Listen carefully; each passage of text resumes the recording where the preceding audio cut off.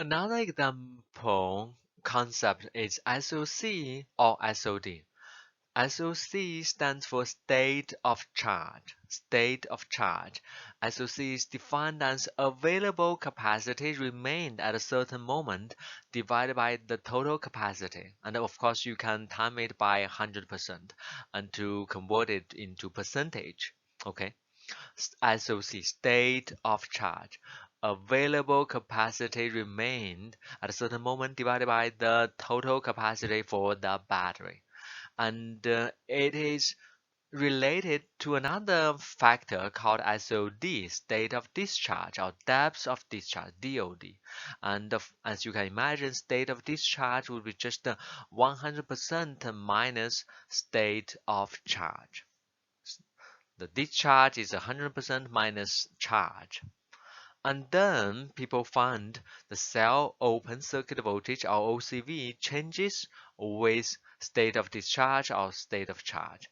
Here we are plotting cell potential versus fraction of capacity discharged or state of discharge for different types of battery, Nickel cadmium secondary battery, alkaline primary battery, nickel zinc battery, lead acid secondary battery, lithium iron phosphate cathode secondary battery, lithium nickel cobalt aluminum or NCA cathode also a secondary battery.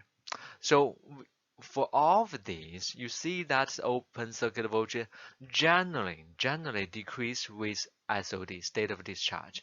But for some material like this lithium iron phosphate or nickel zinc, they may have an extended range while the voltage is not really sensitive to the state of discharge. But there are cases such as this alkaline battery or lithium NCA battery, they show continuous decrease of OCV with respect to the state of discharge. And of course, as we said, the exact behavior of how cell open circuit potential changes fraction of capacity discharge depends on the chemistry, depend on material chemistry. For example, for lead acid battery, we have lead combined with lead oxide and sulfuric acid to form lead sulfate and water. Okay, and in this process, the lead got oxidized to lead sulfate, while lead oxide, this 4 plus lead got reduced also to lead sulfate. Okay, and from Nernst equation, the equilibrium cell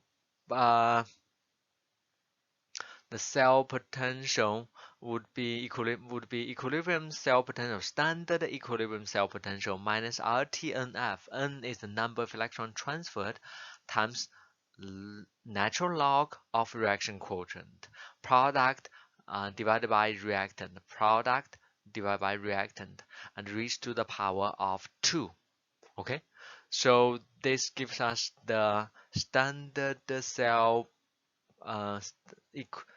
equilibrium cell potential from standard equilibrium cell potential and actual activity. Okay, and as you can see from this equation, as battery discharges, the system state of discharge increases. But what happens during its discharge?